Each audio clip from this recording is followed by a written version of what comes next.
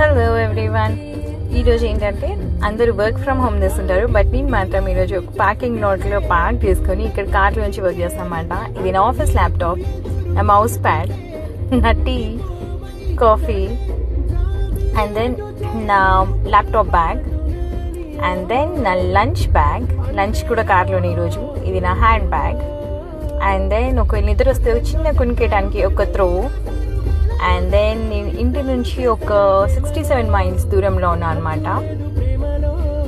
and